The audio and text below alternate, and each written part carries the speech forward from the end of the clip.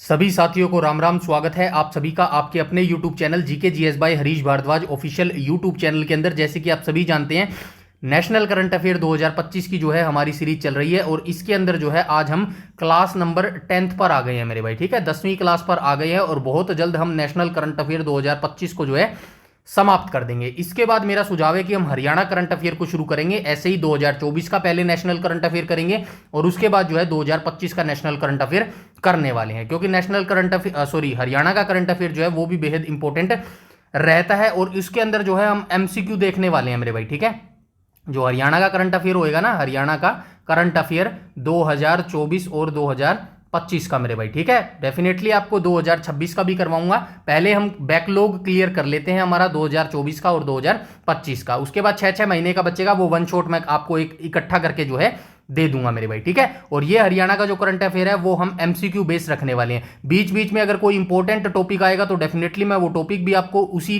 Topic उसी class के अंदर दे दूंगा। अदरवाइज जो है हरियाणा का करंट अफेयर हम एमसीक्यू बेस जो है करने वाले हैं। आपकी क्या इसके अंदर राय है, आपका क्या सजेशन है, आपका कोई भी सुझाव है तो डेफिनेटली आप कमेंट सेक्शन में कमेंट करके बता सकते हैं। तो चलिए आज की वीडियो को स्टार्ट कर लेते हैं। सबसे पहले बता देता हूं, आज की क्लास बहुत ही ज्यादा इंपॉर्टेंट रहने वाली है, क्योंकि आज हम जो है सारे पुरस्कार अवार्ड्स देखने वाले हैं, राष्ट्रीय पुरस्कार मेरे भाई। ठीक है, और कौन से पुरस्कार देखने वाले हैं? राष्ट्रीय खेल पुरस्कार 2024 देखने वाले हैं। पहले ही बता देता हूं, यहां पे 2024 जरूर लिखा है, इसका मतलब ये मत लगा लेना कि 2026 चल रहा है और मैं ये आपको बहुत पुराने करंट अफेयर करवा रहा हूं। ऐसा नहीं है, ये जो राष्ट्रीय पुरस्कार 2024 दिए गए ना, ये लेटेस्ट हैं, ये अंतिम है मेरे भाई, अभी फरवरी तक। ठीक है, फरवरी 2026 तक की मैं बात कर रहा हूं।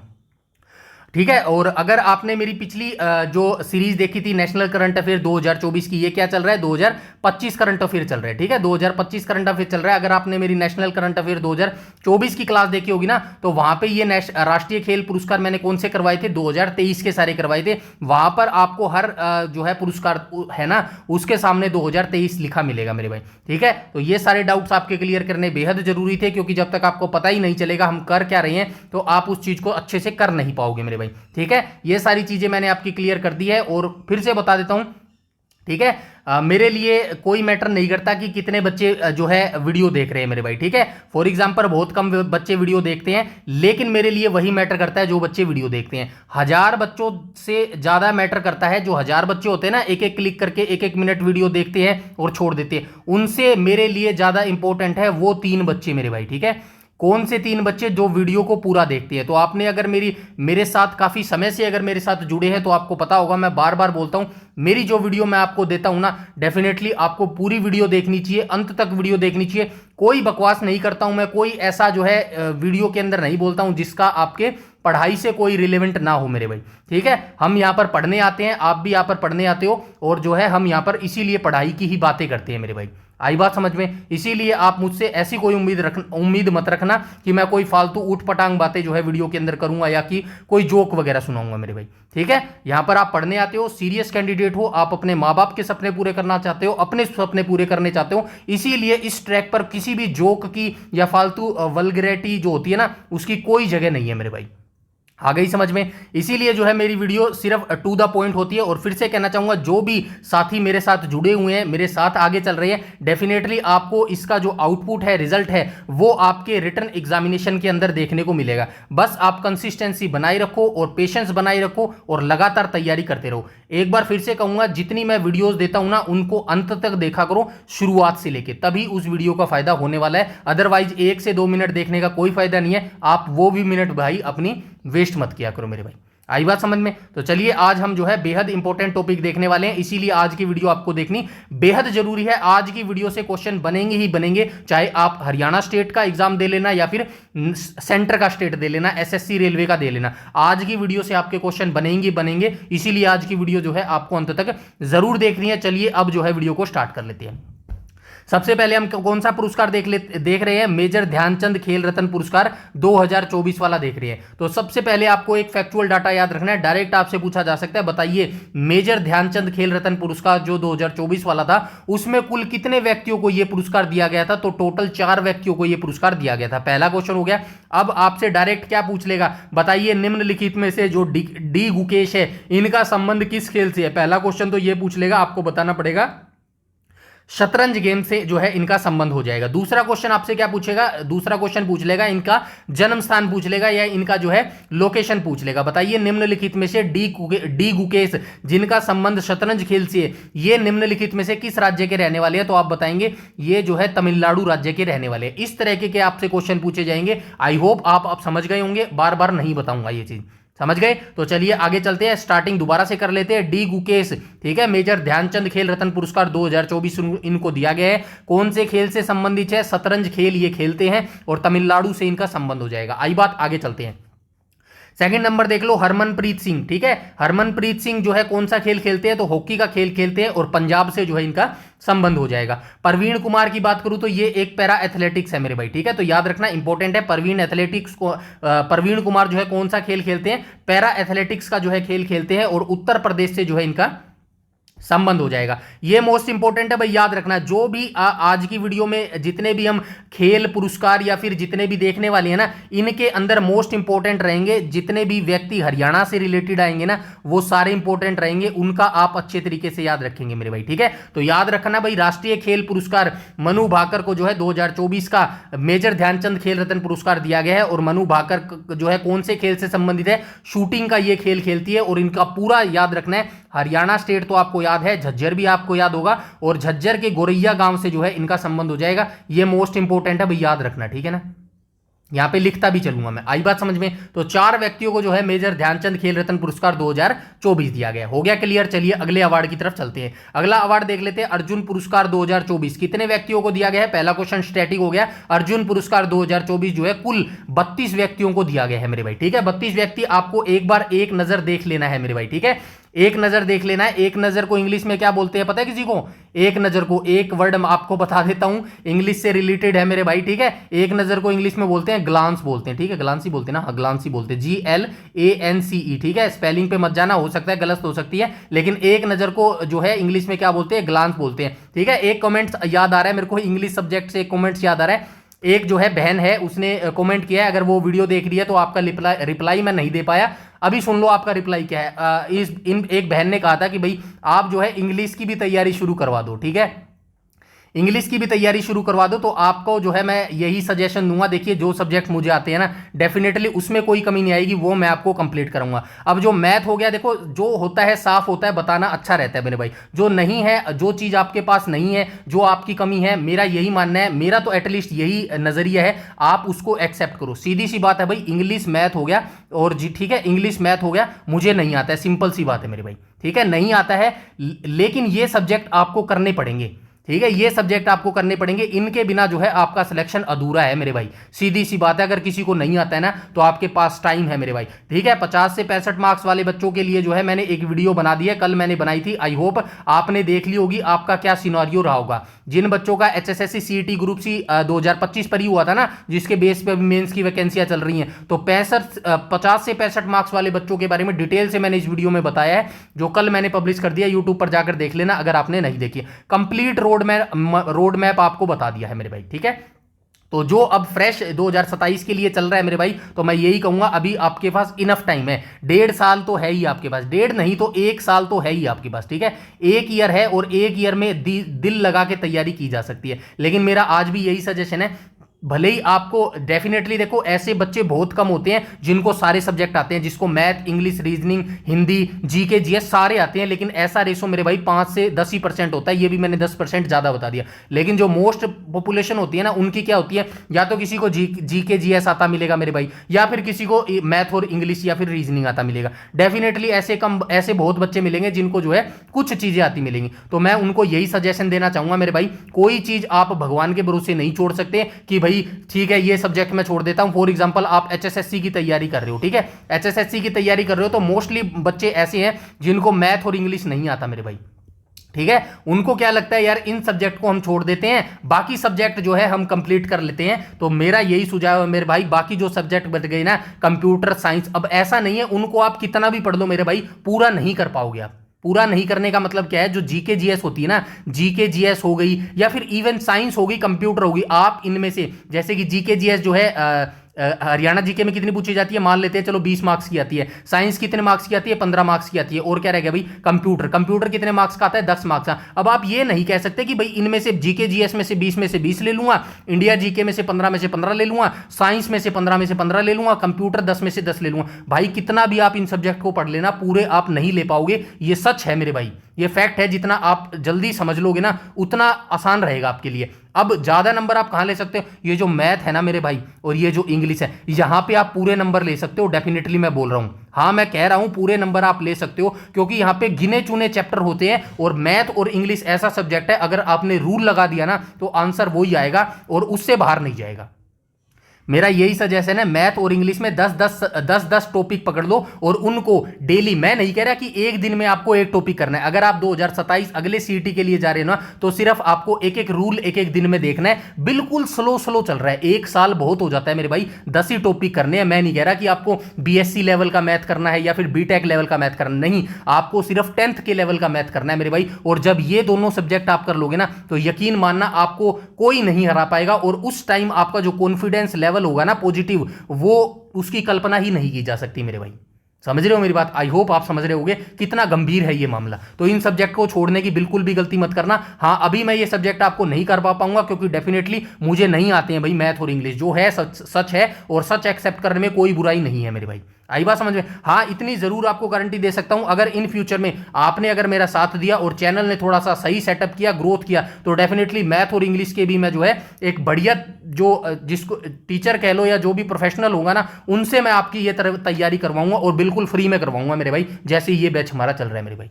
ठीक है, मेरा मकसद ही ये है मेरे भाई, मिनिमम से मिनिमम कॉस्ट में आपको मैक्सिमम चीजें डिलीवर की जाए, एक साथ डिलीवर की जाए, जिससे आपको जो है भटकना ना पड़े, पजल ना होना पड़े मेरे भाई। ठीक है, तो अभी के लिए आप जरूर एडजस्ट कर लीजिएगा, लेकिन मैंने आपको बता दिया 1 साल का समय है अगर आप आगे के लिए जा रहे हो, लेकिन डेफिनेटली आपको ये सब्जेक्ट करने पड़ेंगे। ये स्किप करने का मतलब है आप जो है अपने सिलेक्शन को स्लिप कर रहे हो मेरे भाई। ठीक है, समझ आ गया? तो आई होप आपको समझ आ गया होगा। अब हम देख लेते हैं अर्जुन पुरस्कार 2024 कितने व्यक्तियों को दिया गया है, 32 व्यक्तियों को दिया गया है मेरे भाई। ठीक है, इसके अलावा कोई भी अगर आपका डाउट क्वेरी है तो आप कमेंट सेक्शन में कमेंट करके बता दीजिएगा मेरे भाई। ठीक है, तो आगे देख लेते हैं पहला नंबर। ठीक है, अर्जुन पुरस्कार 2024 दिया गया है ज्योति यारा जी को। ठीक है, किस खेल से संबंधित है, यानी कि ये एथलेटिक्स का खेल खेलते हैं और आंध्र प्रदेश से जो है इनका संबंध हो जाएगा। अनु रानी की बात करूं तो एथलेटिक्स खेल ये खेलती हैं और उत्तर प्रदेश से जो है इनका संबंध हो जाएगा। आगे वाले दोनों इंपॉर्टेंट है भाई, मोस्ट इंपॉर्टेंट है, याद रखना। क्यों इंपॉर्टेंट है? क्योंकि इनका संबंध हरियाणा से है मेरे भाई। ठीक है, मैंने लिख भी दिया है पीडीएफ के अंदर। नीतू घणगस की मैं बात करूं तो नीतू घणगस जो है कौन सा खेल खेलती है, बॉक्सिंग का खेल खेलती है और पूरा याद रखना हरियाणा के भिवानी जिले के घनाना गांव से जो है इनका संबंध हो जाएगा मेरे भाई। ठीक है, स्वीटी बूरा की बात करूं तो ये बॉक्सिंग खेलती है मेरे भाई। ठीक है, और हरियाणा के हिसार जिले के घिराए गांव से जो है इनका संबंध हो जाएगा मेरे भाई। ठीक है, आगे चलते हैं। वंतिका अग्रवाल की बात करूं तो शतरंज का खेल खेलती हैं, दिल्ली से इनका संबंध हो जाएगा।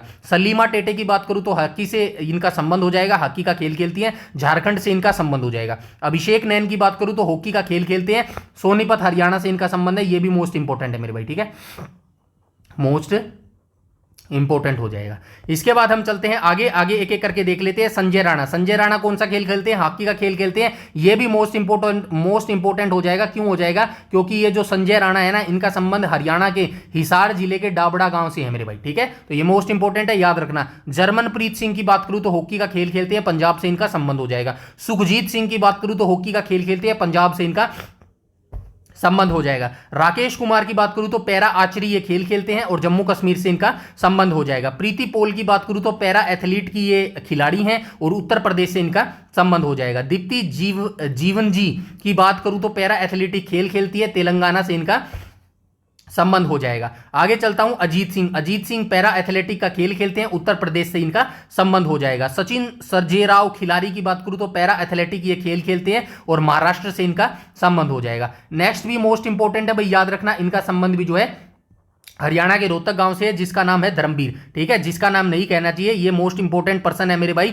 इनको अर्जुन पुरस्कार दिया गया है, यानी कि इन्होंने काफी बड़ी उपलब्धि हासिल की है, इसीलिए इनका नाम जो है पर्सन का रिस्पेक्ट से लेना चाहिए मेरे भाई। ठीक है, धर्मवीर जी जो है कौन सा खेल खेलते हैं, पैरा एथलेटिक का खेल खेलते हैं और हरियाणा के रोहतक जिले से जो है इनका संबंध हो जाएगा मेरे भाई। आगे चलते हैं। प्रणव सूरमा कौन सा खेल खेलते हैं, पैरा एथलेटिक का खेल खेलते हैं, दिल्ली से इनका संबंध हो जाएगा। एच होकातो सेमा पैरा एथलेटिक का खेल खेलते हैं और नागालैंड से इनका संबंध हो जाएगा। सिमरन शर्मा की बात करूं तो पैरा एथलेटिक का खेल खेलती है, उत्तर प्रदेश से इनका संबंध हो जाएगा। ये दोनों भी मोस्ट इंपोर्टेंट है भाई, लिख देता हूं, याद रखना आपको, हरियाणा के सारे याद रखने हैं, ठीक है ना। टाइम जरूर लगेगा लेकिन याद रखना, क्वेश्चन भी यहीं से पूछे जाएंगे। नवदीप की बात करूं तो पैरा एथलेटिक का खेल खेलती हैं, हरियाणा के पानीपत जिले से जो है इनका संबंध हो जाएगा मेरे भाई, ठीक है। अच्छा, नीरज चोपड़ा का बताएगा कोई स्थान? नीरज चोपड़ा, नीरज चोपड़ा तो जानते होंगे, नाम तो सुना होगा, ठीक है ना। तो नीरज चोपड़ा कौन सा खेल खेलते हैं? जेवलियन थ्रो का खेल खेलते हैं। अब मुझे ये बता दो कमेंट सेक्शन में, नीरज चोपड़ा हरियाणा के किस जिले से संबंध रखते हैं मेरे भाई, ठीक है। आगे आ जाते हैं, नितेश कुमार पैरा एथलेटिक का खेल खेलते हैं, हरियाणा के चरखी दादरी से जो है इनका संबंध हो जाएगा। थूला सीमाती मुरुगेसन नाम के व्यक्ति जो है पैरा बैडमिंटन ये खेल खेलते हैं, तमिलनाडु से इनका संबंध हो जाएगा। नित्या श्री सुमाती सिवान नाम की जो ये हैं बंदे, इनका संबंध है, पैरा बैडमिंटन खेलते हैं और तमिलनाडु से इनका संबंध हो जाएगा। मनीषा रामदास की बात करूं तो पैरा बैडमिंटन खेल खेलते हैं, तमिलनाडु से इनका संबंध हो जाएगा। कपिल परमार की बात करूं तो पैरा जूडो ये खेल खेलते हैं, मध्य प्रदेश से इनका संबंध हो जाएगा। रूबीना फ्रांसिस की बात करूं तो पैरा शूटिंग का ये खेल खेलते हैं, मध्य प्रदेश से जो है इनका संबंध हो जाएगा। आगे चलते हैं, 6 नाम और रह गए हैं, फटाफट देख लेते हैं। मोना अग्रवाल पैरा शूटिंग का ये खेल खेलती हैं और राजस्थान से जो है इनका संबंध हो जाएगा। आगे चलते हैं, स्वप्निल कुशाले नाम के व्यक्ति शूटिंग का खेल खेलते हैं, महाराष्ट्र से इनका संबंध हो जाएगा। सरबजोत सिंह शूटिंग का खेल खेलते हैं, हरियाणा के अंबाला जिले से इनका संबंध हो जाएगा, ये भी मोस्ट इंपोर्टेंट पर्सन है मेरे भाई, ठीक है। आगे चलते हैं, अभय सिंह कौन सा खेल खेलते हैं? स्क्वैश का खेल खेलते हैं, तमिलनाडु से इनका संबंध हो जाएगा। साजन प्रकाश की बात करूं तो तैराकी का खेल खेलते हैं, केरल से इनका संबंध हो जाएगा। अगले वाले भी मोस्ट इंपोर्टेंट पर्सन है मेरे भाई, क्योंकि इनका संबंध कहां से है? हरियाणा के झज्जर जिले से इनका संबंध है, कुश्ती का खेल खेलते हैं और नाम हो जाएगा अमन शेरावत मेरे भाई। आई बात समझ में? तो अर्जुन पुरस्कार 2024 में हमने जो है सारे देख लिए हैं, 2024 वाले 32 कुल प्रश्नों को दिया गया है और मोस्ट इंपोर्टेंट है, जितने हरियाणा के प्रश्नों को दिया गया ना उनका नाम जरूर याद रखना, कौन सा वो खेल खेलते हैं वो जरूर याद रखना, और हरियाणा के किस जिले से उनका संबंध है। अगर गांव दिया गया है तो गांव भी एग्जैक्ट लोकेशन आपको याद रखनी है। आई बात समझ में? चलिए नेक्स्ट पुरस्कार को देख लेते हैं। नेक्स्ट पुरस्कार कौन सा दिया गया है? अर्जुन लाइफ टाइम पुरस्कार मेरे भाई, ठीक है। पहला क्वेश्चन तो यही आपसे पूछा जा सकता है, बताइए अर्जुन लाइफ टाइम पुरस्कार 2024 निम्नलिखित में से कुल कितने व्यक्तियों को दिया गया है? तो कुल 2 व्यक्तियों को दिया गया है, ठीक है। सुचा सिंह की बात करूं तो एथलेटिक्स के क्षेत्र में इनको यह पुरस्कार दिया गया है और इनका संबंध पंजाब से है मेरे भाई, ठीक है। मुरलीकांत राजाराम पेटकर की मैं बात करूं तो पैरा तैराकी के क्षेत्र में इनको यह पुरस्कार दिया गया है और महाराष्ट्र से जो है इनका संबंध हो जाएगा। नेक्स्ट पुरस्कार पे आ जाएंगे, द्रोणाचार्य पुरस्कार मेरे भाई। द्रोणाचार्य तो समझते होगे ना, द्रोणाचार्य कौन सा पुरस्कार होता है? जो भाई कोच वगैरह होते हैं ना उनको द्रोणाचार्य पुरस्कार दिया जाता है। 2024 में नियमित श्रेणी के अंदर कुल 3 व्यक्तियों को जो है यह पुरस्कार दिया गया है मेरे भाई, ठीक है। आगे आ जाते हैं, 3 व्यक्तियों के नाम देख लेते हैं। पहले हैं सुभाष राणा, ठीक है। सुभाष राणा नाम के व्यक्तियों को किस क्षेत्र में यह पुरस्कार दिया गया है? तो यह पैरा शूटिंग के क्षेत्र में इनको यह पुरस्कार दिया गया है, उत्तराखंड से इनका संबंध हो जाएगा। दीपाली देशपांडे की बात करूं तो शूटिंग से इनका संबंध हो जाएगा, महाराष्ट्र से इनका जो है संबंध हो जाएगा, ठीक है। शूटिंग के क्षेत्र में इनको यह पुरस्कार दिया गया है। आगे बात करूं संदीप सागवान की, तो संदीप सागवान की बात करूं तो हॉकी के क्षेत्र में इनको द्रोणाचार्य पुरस्कार 2024 दिया गया है और इनका संबंध कहां से हो जाएगा? इनका संबंध जो है सोनीपत हरियाणा से हो जाएगा और यह भी मोस्ट इंपोर्टेंट है मेरे भाई, ठीक है। ये याद रखना भाई, ये व्यक्ति मोस्ट इंपोर्टेंट है हरियाणा करंट अफेयर की दृष्टि से। संदीप सागवान को जो है द्रोणाचार्य पुरस्कार 2024 नियमित श्रेणी में जो है पुरस्कार दिया गया है। इनका संबंध हॉकी से है और सोनीपत हरियाणा से जो है इनका संबंध हो जाएगा मेरे भाई, ठीक है। 1 सेकंड होल्ड रखना प्लीज।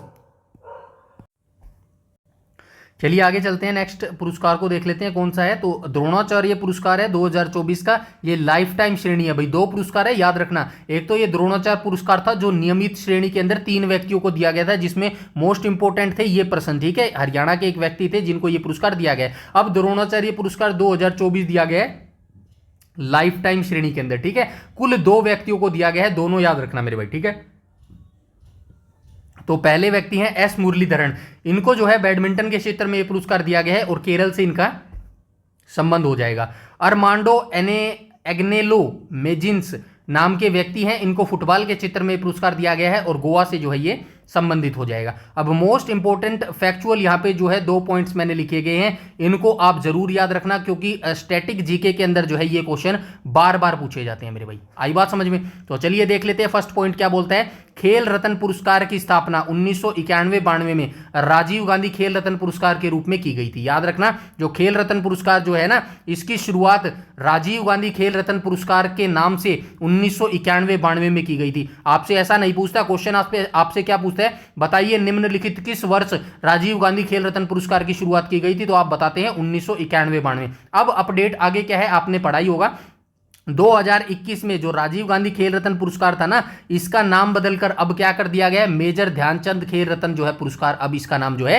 कर दिया गया है। लेकिन आगे और पढ़ो, खेल मंत्रालय ने 24 अक्टूबर 2024 को इस वर्ष से ध्यानचंद पुरस्कार को बंद कर इसके स्थान पर अर्जुन लाइफ टाइम पुरस्कार की जो है शुरुआत की है। ये दोनों फैक्चुअल डाटा है, ये जरूर याद रखना मेरे भाई। आई बात समझ में? चलिए आगे चलते हैं, आगे देख लेते हैं भारतीय शतरंज ग्रैंड मास्टर पुरुष और महिला को देख लेते हैं मेरे भाई। ठीक है, तो देख लेते हैं भाई 27वीं महिला ग्रैंड मास्टर कौन बनी है, तो ईशा शर्मा बनी है, और इनका संबंध कहां से है, कर्नाटक से ये संबंध रखती है मेरे भाई। ठीक है, 26वीं महिला ग्रैंड मास्टर कौन बनी है, सरयू वेलपुला बनी है, वारंगल तेलंगाना से जो है इनका संबंध हो जाएगा। ठीक है, अच्छा ये तो समझ आ रहा होगा ना आपको, एक सेकंड मेरे भाई बता देता हूं आपको।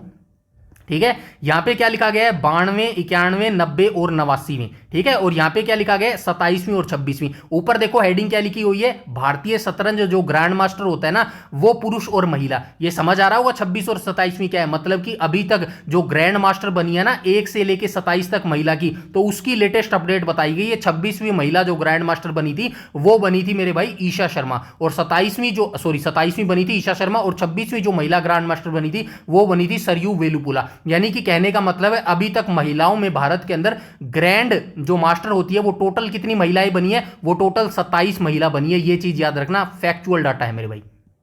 ठीक है, और वहीं पुरुषों की बात करूं तो पुरुषों में कितने बन चुके हैं, पुरुषों में 92 बन चुके हैं अब तक। ठीक है, पुरुषों में 92 व्यक्ति जो है ग्रैंड मास्टर बन चुके हैं। पहला ग्रैंड मास्टर कौन बना था, किसी को पता है? आई होप आपको पता होगा। तो विश्वनाथ आनंद जी जो व्यक्ति थे ना, वो पहले हमारे ग्रैंड मास्टर बने थे। आई बात समझ में? नीचे लिखी भी हुई है फैक्चुअल इंफॉर्मेशन, डोंट वरी, सब कुछ लिखा गया, बस आप पढ़ने वाले बनो और पूरी वीडियो देखने वाले बनो। यकीन मानना यहीं से क्वेश्चन पेपर आपका निकल कर आएगा, और पूरा निकल के आएगा मेरे भाई।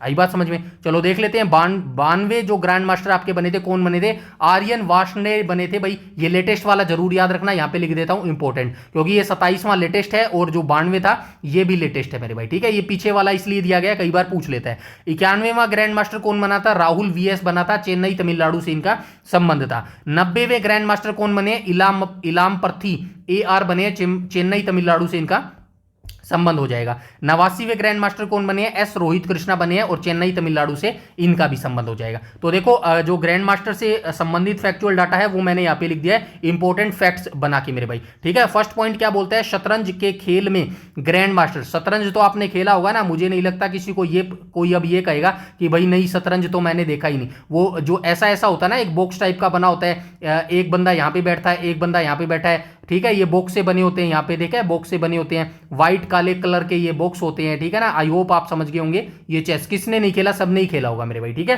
तो ये वाला खेल होता है, इसी को चेस बोला जाता है। तो शतरंज चेस के खेल में जो ग्रैंड मास्टर होता है ना, ग्रैंड मास्टर दुनिया का सबसे बड़ा और सर्वोच्च खिताब होता है मेरे भाई, याद रखना। ठीक है, जिसे अंतरराष्ट्रीय शतरंज महासंघ फाइड द्वारा जो है दिया जाता है मेरे भाई, याद रखना। ये भी फैक्चुअल क्वेश्चन आपसे पूछा जा सकता है। बताइए निम्नलिखित में से जो ग्रैंड मास्टर का जो खिताब है ये किसके द्वारा दिया जाता है, तो ये फाइड के द्वारा दिया जाता है, यानी कि अंतरराष्ट्रीय शतरंज महासंघ के द्वारा ये दिया जाता है। जब हम नियुक्तियां पढ़ रहे थे ना, तो उसके अंदर मैंने ये बताया था कि भाई फाइड का जो लेटेस्ट अध्यक्ष है वो कौन है। इसीलिए बोलता हूं पूरी सीरीज देखा करो, वीडियो तो आपको पूरी देखनी है, लेकिन जो पूरी प्लेलिस्ट मैंने आपको बनाई है ना, 60 मार्क्स का बैच बना के दिए, हरियाणा जीके की, इंडिया जीके की, कंप्यूटर की, साइंस की, एग्रीकल्चर की, करंट अफेयर की, अभी आने वाली 2-3 और प्लेलिस्ट है। इन पूरी प्लेलिस्ट आपको उसी तरीके से पूरा देखना है, एक से लेके एंड तक, जैसे आप मेरी इस वीडियो को पूरा देखते हो मेरे भाई।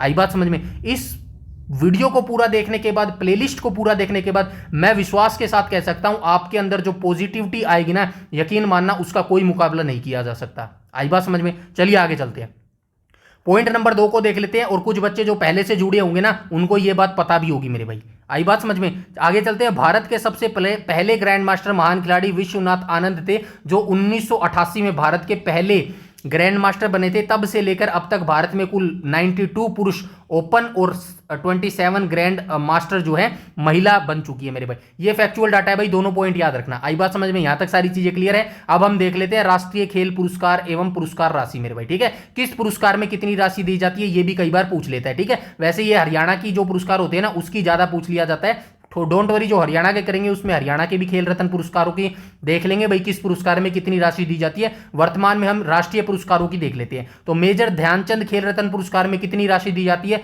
25 लाख रुपए राशि दी जाती है। अर्जुन पुरस्कार में कितनी राशि दी जाती है? 15 लाख रुपए राशि दी जाती है। द्रोणाचार्य पुरस्कार लाइफ टाइम श्रेणी में कितनी राशि दी जाती है? 15 लाख रुपए राशि दी जाती है। द्रोणाचार्य पुरस्कार नियमित श्रेणी में कितनी राशि दी जाती है? 10 लाख रुपए दिए जाते हैं।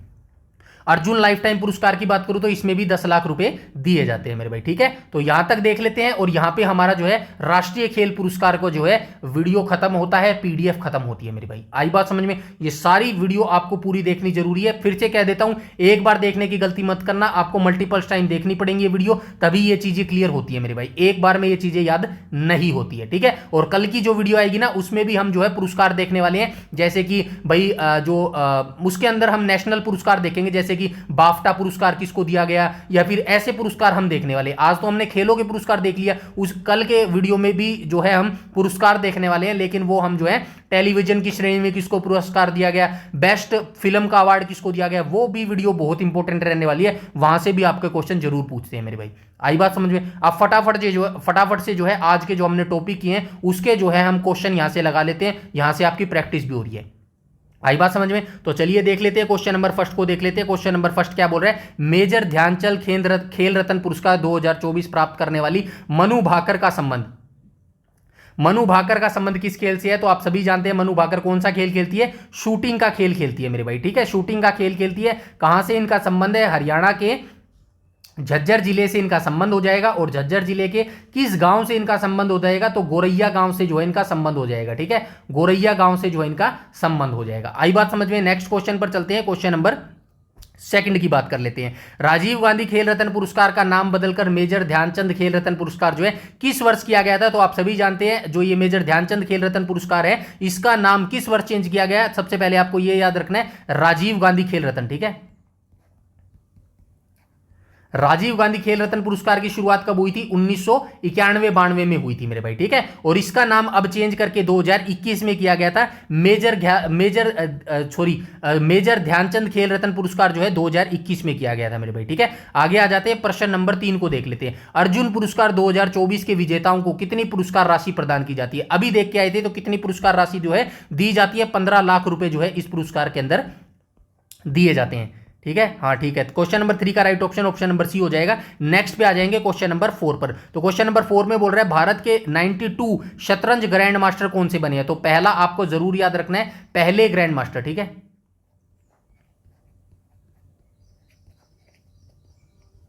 पहले ग्रैंड मास्टर कौन बने थे? तो विश्वनाथ आनंद बने थे मेरे भाई, ठीक है।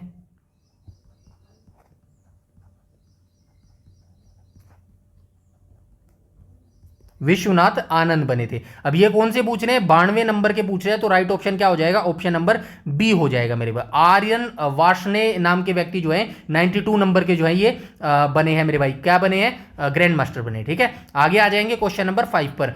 खेल मंत्रालय ने 24 अक्टूबर 2024 को किस पुरस्कार को बंद कर उसके स्थान पर अर्जुन लाइफ टाइम पुरस्कार जो है शुरू किया है? तो किस पुरस्कार को बंद कर दिया है? मेजर ध्यानचंद खेल पुरस्कार को जो है अब, सॉरी, ध्यानचंद पुरस्कार को, ठीक है। अच्छा, 2 दे दिया गया, खेल रत्न पुरस्कार, ध्यानचंद पुरस्कार, डी आ जाएगा भाई इसका, ठीक है ना। ध्यानचंद पुरस्कार, 1 मिनट भाई, इसको वेरीफाई कर लेते हैं एक बार के लिए, क्योंकि गलत बताने से अच्छा है वेरीफाई करना जरूरी है। 1 सेकेंड, ठीक है भाई, ये इसका यही आएगा, ठीक है। तो ये ऑप्शन नंबर डी ही आएगा, ठीक है। ये ऑप्शन आएगा यहाँ पे। अगर आपको पजल करने के लिए दे रहा है मेजर ध्यानचंद खेल रत्न पुरस्कार, तो याद रखना मेजर ध्यानचंद जो खेल रत्न पुरस्कार है ना, ये भारत का सर्वोच्च खेल सम्मान है मेरे भाई, याद रखना। इसको बंद नहीं किया गया है, ये तो एज इट इज है, ये इसको बंद कर दिया गया है ध्यानचंद पुरस्कार को, ठीक है। इसका पूरा नाम क्या था? Dhyanchand life time. मैं अब लिख देता हूं ताकि आपको तकलीफ ना हो। ध्यानचंद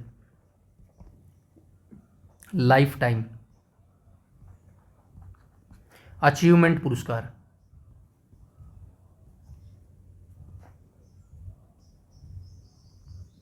ठीक है। और यह पुरस्कार किसको दिया जाता था? जीवन भर के योगदान के लिए, ठीक है। जीवन भर योगदान के लिए। ठीक है, तो ये इंपॉर्टेंट है भाई, याद रखना। अब इसका नाम चेंज कर कर क्या कर दिया गया है, तो डेट भी याद रखना 24 अक्टूबर 2024 को। अब इस पुरस्कार, किस पुरस्कार, ध्यानचंद लाइफ टाइम अचीवमेंट पुरस्कार को जो है अब किस नाम से जाना जाएगा, तो अब इसको जो है मेरे भाई अर्जुन लाइफ टाइम पुरस्कार के नाम से जाना जाएगा। ये भी लिख देता हूं, अर्जुन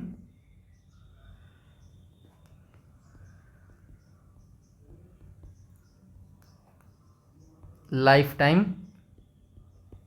पुरस्कार। ठीक है, तो ये चीज याद रखना। ऊपर भी एक बार शायद कहीं पर आया था ये लाइफ टाइम पुरस्कार। ठीक है, वहां पे अपडेट कर दूंगा मैं। ठीक है, एक बार अपने हिसाब से कर लेना इस चीज को। ठीक है, आगे आ जाएंगे, क्वेश्चन नंबर 6 को देख लेते हैं। क्वेश्चन नंबर 6 क्या बोल रहा है, द्रोणाचार्य पुरस्कार 2024 नियमित श्रेणी के विजेता संदीप सागवान का संबंध किस खेल से है। तो संदीप सागवान का हम देख के आए थे भाई, जो है किस खेल से संबंध है, तो ये हॉकी से संबंधित है मेरे भाई। ठीक है, संदीप सागवान किस स्टेट से बिलोंग करते हैं ये मुझे आप जरूर बता दो मेरे भाई। ठीक है, आई होप आपने ऊपर देखा होगा। ठीक है, तो हॉकी का ये खेल खेलते हैं। आगे आ जाएंगे, क्वेश्चन नंबर 7 को देख लेते हैं। क्वेश्चन नंबर 7 बोल रही है भारत की 27वीं महिला ग्रैंड मास्टर कौन बनी है, तो ईशा शर्मा बनी है मेरे भाई। ठीक है, ऑप्शन नंबर ए करेक्ट हो जाएगा। आगे आ जाएंगे, क्वेश्चन नंबर 8 बोल रहा है अमन शेरावत ने अर्जुन पुरस्कार 2024 किस खेल विधा में जीता है। तो अमन शेरावत नाम के जो व्यक्ति हैं, इन्होंने अर्जुन पुरस्कार 2024 जो जीता है वो किस क्षेत्र में जीता है, तो उसको इन्होंने जो है कुश्ती के क्षेत्र में जो है जीता है मेरे भाई। ठीक है, आगे आ जाएंगे, क्वेश्चन नंबर 9।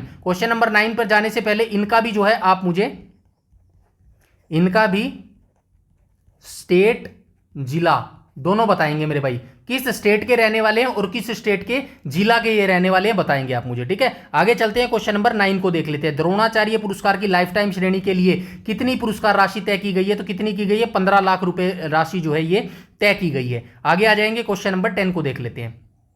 10 बोल रहा है हरियाणा के भिवानी जिले के घनाना गांव की नीतू गणगस को किस खेल के लिए अर्जुन पुरस्कार दिया गया है। तो कौन सा ये खेल खेलती है जिनका नाम जो है नीतू गणगस हो जाएगा। याद रखना, नीतू गणगस का संबंध हरियाणा के भिवानी जिले के घनाना गांव से है। तो इनको जो है किस खेल के लिए ये पुरस्कार दिया गया है, तो राइट ऑप्शन नंबर बी हो जाएगा, बॉक्सिंग का ये खेल खेलती है। आगे आ जाएंगे, question number 11 Arjun life time पुरस्कार 2024 प्राप्त करने वाले मुरलीकांत राजाराम पेटकर का संबंध किस खेल से हो जाएगा, तो ये पैरा तैराक है मेरे भाई। ठीक है, ऑप्शन नंबर डी हो जाएगा। आगे आ जाएंगे, क्वेश्चन नंबर 12 को देख लेते हैं। सरबजोत सिंह जिन्हें अर्जुन पुरस्कार 2024 मिला था, हरियाणा के किस जिले से संबंधित है। जो हम अर्जुन पुरस्कार देख लेते हैं ना, अर्जुन पुरस्कार, एक सेकंड, अर्जुन